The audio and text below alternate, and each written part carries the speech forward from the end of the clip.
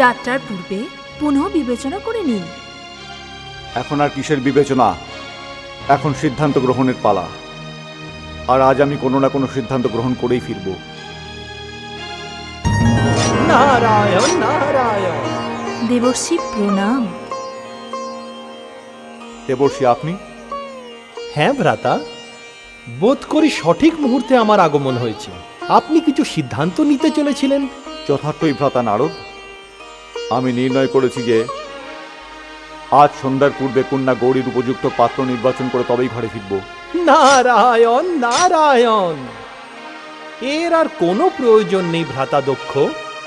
আপনার হয়ে আমি এই শুভকর্ম সুসম্পন্ন করে দিয়েছি। কি? হ্যাঁ ভ্রাতাশ্রী, এখন তো কেবলমাত্র শুভ মুহূর্ত প্রথার পালন করা অবশিষ্ট রয়ে গেছে। আপনি উচিত মনে করলে আমি এক্ষুনি আপনার সাথে যেতে প্রস্তুত। আপনি আপনার শুভ হাতে আপনার ভাবি জামাতার কপালে তিলক কেটে আপন কন্যা গৌরীর বাগদান করে দিন। ভ্রাতা নারদ, যদি আপনি কন্যা গৌরীর জন্য কোনো পাত্র নির্বাচন করে থাকেন তাহলে বলুন সে আমার সব কিছুর সমকক্ষ কিনা। নারায়ণ নারায়ণ। ভ্রাতাশ্রী দক্ষ, সেই পাত্রের হেতু আপনার নাম যশ শতগুণ বৃদ্ধি পাবে। 3 কুলে আপনার জয় জয়কার হবে। আপনার ভাগ্যকে দেখে সব ঈর্ষান্বিত হবে, আপনার সিদ্ধান্তকে সাধুবাদ জানাবে। যখন আপনার জামাতা হবেন ভগবান শিব। একবার যে প্রস্তাব আমি অস্বীকার করেছি সেই প্রস্তাব নিয়ে আপনি পুনরায় কেন আমার কাছে এসেছেন? আমার যাত্রার সময় অশুভ নাম উচ্চারণ করে আমার কাজে বিঘ্ন ঘটাবেন না, আমার সময় নষ্ট করবেন না। দেবী, আমি চললাম। দাঁড়ান ভ্রাতা দক্ষ, পূর্বেই আপনাকে জানিয়েছি যে আমি আপনার হয়ে ভগবান শিবকে জামাতা রূপে গ্রহণ করার কথা দিয়ে দিয়েছি। আপনাকে এই অধিকার কে দিয়েছে? ভ্রাতাশ্রী, প্রধানমত্বতাতেও জ্ঞানীরা তো সভ্যতা ভুলে যায় না। আর যতদূর অবধি ভগবান শিবকে জামাতা বানানোর নির্ণয়ের প্রশ্ন, এই অধিকার তো আমার জন্মসিদ্ধ। এই অধিকার আমাকে উনি দিয়েছেন যিনি আমার ও আপনার রচয়িতা। তিনি আমাদের পিতা ব্রহ্মদেব। আমরা উভয়ে একই পিতার সন্তান ভ্রাতা দক্ষ। আর সেই সূত্রে গৌরীর ওপর আমারও সমান অধিকার রয়েছে। না দেবর্ষি, না। গৌরী আমার কন্যা এবং কেবলমাত্র আমারই অধিকার রয়েছে। আর এখন আমার মনে হচ্ছে যে তার ভবিষ্যতের সাথে কোনো গভীর ষড়যন্ত্র করা হচ্ছে। মানুষ আমার প্রাণপ্রিয় কন্যাকে এক ভিক্ষুকের হাতে তুলে দিতে চাইছে, ওকে সারা জীবন দুঃখ দিতে চাইছে। দুর্ভাগ্য তো এটাই যে মানুষজনের ষড়যন্ত্রে আমার কন্যা নিজেও সামিল। আমার কন্যা সহজ সরল অবোধ বালিকা সে, কিন্তু আমি তার পিতা।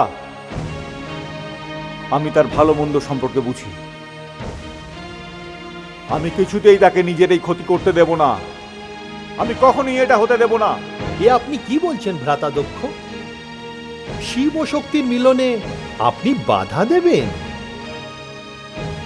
এর তাৎপর্য হলো যে আপনি চন্দ্রের থেকে শীতলতাকে দূরে রাখতে চান, সাগর হতে তরঙ্গকে আলাদা রাখতে চান, পুষ্পের সুগন্ধকে আপনি ছিনিয়ে নিতে চান। এ যে অসম্ভব ভ্রাতা দক্ষ, এ সম্ভব নয়। আমি আপনাকে বিশ্ব সংসারের সামনে উপহাসের পাত্র হতে দেব না। ভ্রাতাশ্রী, আমি গৌরীর নেত্রে যা দৃঢ় সংকল্প দেখেছি, ওর সাথে বার্তালাপ করে আমি যে সিদ্ধান্তে পৌঁছেছি, তাতে আমার কাছে এ কথা স্পষ্ট হয়ে গেছে যে আপনি যদি গৌরীর এই সিদ্ধান্তের বিরুদ্ধাচরণ করেন তাহলে এর পরিণামের দায়িত্ব আপনার উপর হবে, কেবল আপনার উপর। আমি দক্ষ, ব্রহ্মর পুত্র, প্রজাপতি দক্ষ। আমার ইচ্ছা আর আমার শক্তির সম্মুখে কারোর ইচ্ছা ও শক্তি প্রাধান্য পেতে পারে না। ভ্রাতা দক্ষ, নিজের দুর্বল ইচ্ছাকে শক্তি বলে অপমান করবেন না। না জানি কেন আপনি অন্ধহত বরণ করে রয়েছেন। আপনি যে যাত্রায় চলেছেন তার কোনো পরিণাম বেরোবে না, কারণ এই সংসারে বড় থেকে বড় ক্ষমতাবান ব্যক্তিও শিবের সমকক্ষ নয়। আপনি আপনার ইচ্ছা পূরণ করে নিন ভ্রাতাদক্ষ। আপনি এই অভিযানে সফল হবেন না, কারণ শিব শুধু গৌরী, আর গৌরী শুধুই শিবের। কে এমন হতভাগ্য আছে এই জগতে সে দক্ষর জামাই হবার প্রস্তাবকে ফিরিয়ে দেয়? হতভাগ্য তো সেই হবে যে এই প্রস্তাবে সম্মত দেবে,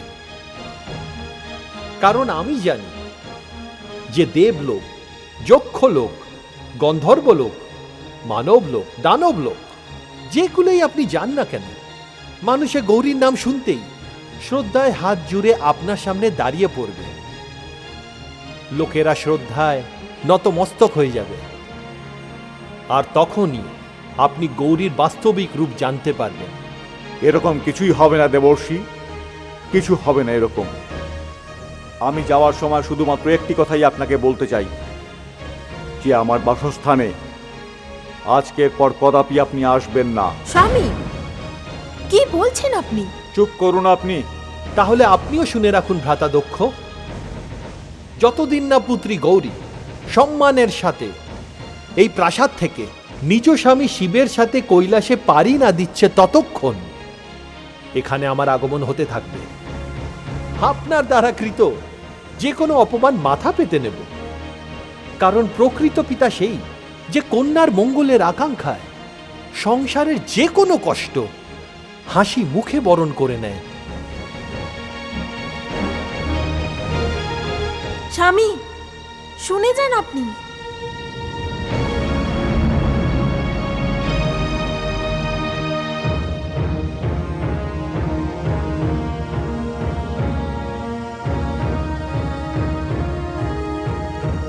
চলো সারথি।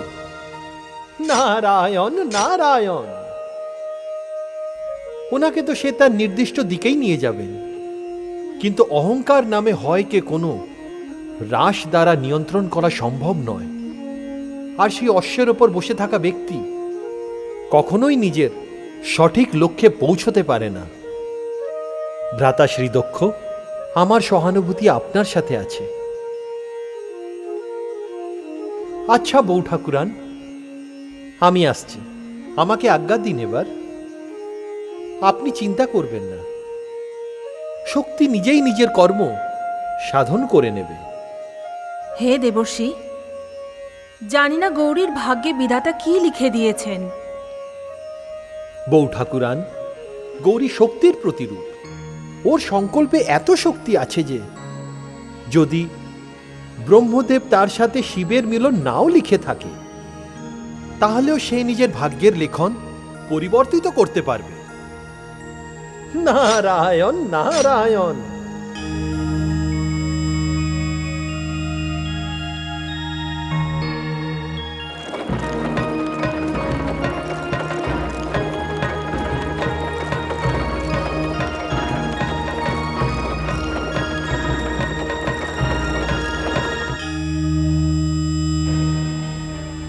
হে মা শক্তি,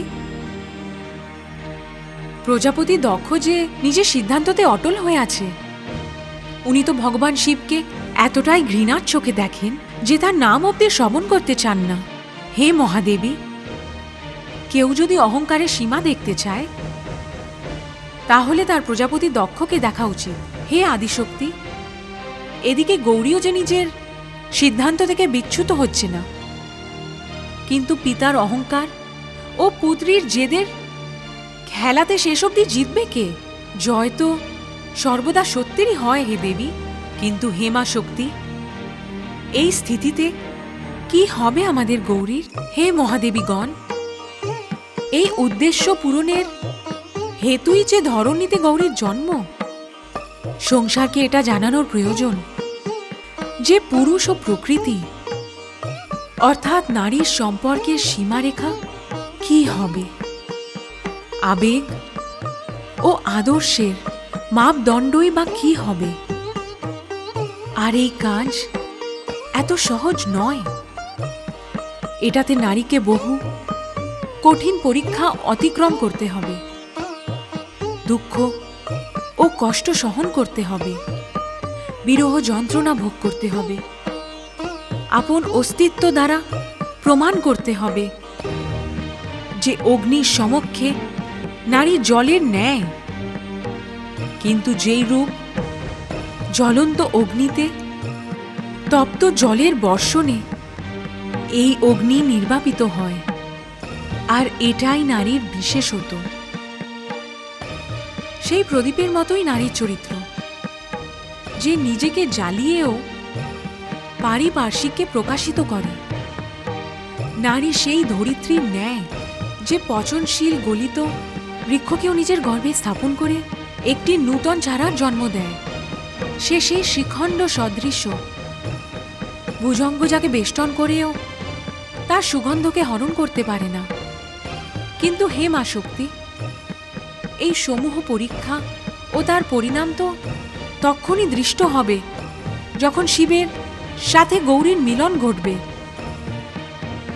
এইদিকে প্রজাপতি দক্ষ তো গৌরীর পাত্রের সন্ধানে না জানি কোথায় চলেছেন। হে মহাদেবী, প্রজাপতি দক্ষের পানে আপনি কেনই বা দেখছেন?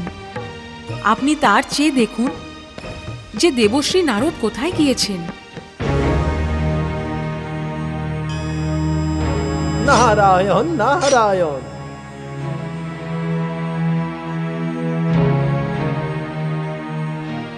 প্রণাম হই পিতা। এসো পুত্র, কি ব্যাপার? বহুদিন পরে এখানে এলে? বাধ্য হয়ে তুমি স্বীয় ভুল বুঝতে পেরেছ। আমার ভুলের জ্ঞান হয়ে গেছে পিতা। আমি তো এখানে আপনার একটি ভুলের স্মরণ করাতে এসেছি। এ কি বলছো তুমি নারদ? হ্যাঁ পিতা, আপনি রুষ্ট ছিলেন যে আমি আপনার আদেশের উল্লঙ্ঘন করেছি। আমি তো বৈরাগ্যের পথ অবলম্বন করেছিলাম, যা অত্যন্ত উত্তম পথ। আমার মনে তার কোনো অনুশোচনা নেই। কিন্তু যাকে আপনি গৃহস্থালীর আশীর্বাদ দিয়েছিলেন, ভুল সে করছে। তুমি কার প্রসঙ্গের অবতারণা করছো পুত্র নারদ? আমার প্রসঙ্গ ভ্রাতা দক্ষকে নিয়ে। দক্ষ কি করেছে সে? পিতৃদেব, আমার বোধ হয় যেখানে আপনি ভ্রাতা দক্ষকে ঘরে তুলেছিলেন, সেখানে আপনারই কোনো ভুল হয়ে গিয়ে থাকবে। কি প্রকার ভুল?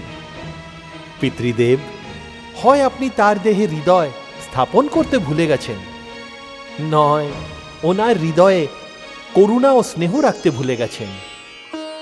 নারদ, পুরুষের জন্য নারীকে সৃষ্টি করা পূর্ব আমি হৃদয় নামক অঙ্গ পুরুষের অন্তরে স্থাপন করে দিয়েছিলাম। হৃদয় হতে করুণা, আবেগ, স্নেহ, প্রেম ইত্যাদির জন্ম হয়। কিন্তু তোমার ক্ষেত্রে আমি সেরূপ করিনি। তা সত্ত্বেও তুমি বৈরাগী হয়ে অনুরাগী রয়ে গেছো। কিন্তু দক্ষের দেহতে আমি হৃদয় রাখতে ভুলিনি। যথার্থ পিতা, কিন্তু সেই হৃদয়ে স্নেহ আর করুণার স্থানে ঘৃণা আর অহংকার ভরে আছে, আর যার ফলে তিনি গৌরীর সাথে এমন আচরণ করছেন যা চিন্তা মাত্রই আমি শিহরিত হয়ে উঠি।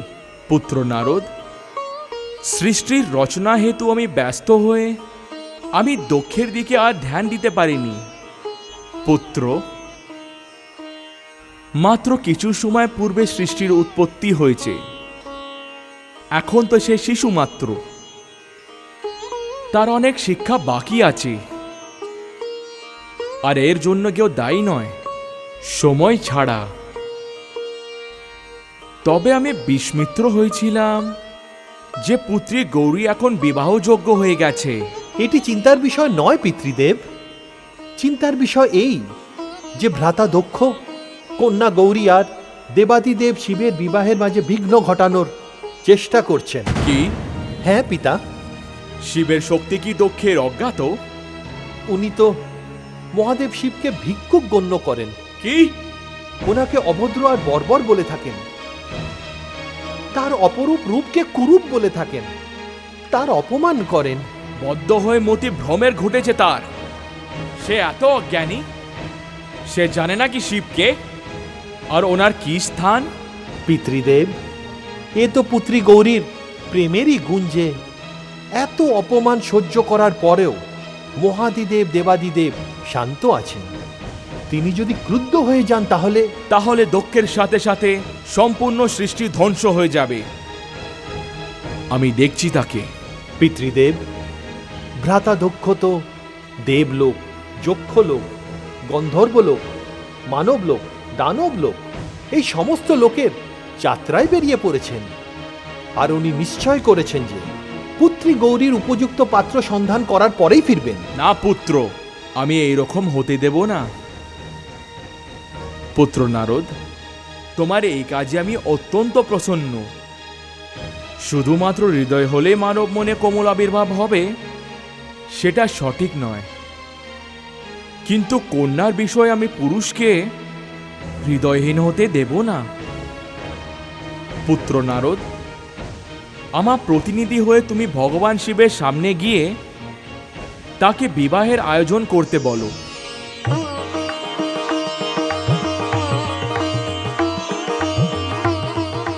নারায়ণ নারায়ণ।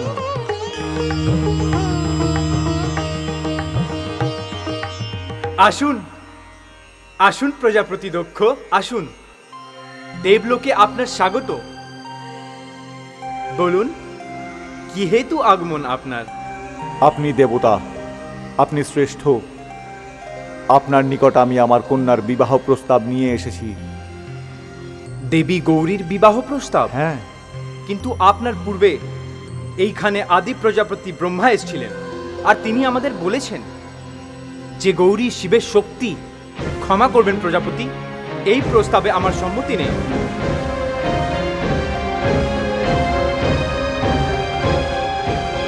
না প্রজাপতি দক্ষ, না, আপনার এই প্রস্তাব মানা আমাদের পক্ষে সম্ভব নয়। উনি তো আমাদের মাতা গৌরী, উনি আমাদের পূজনীয়।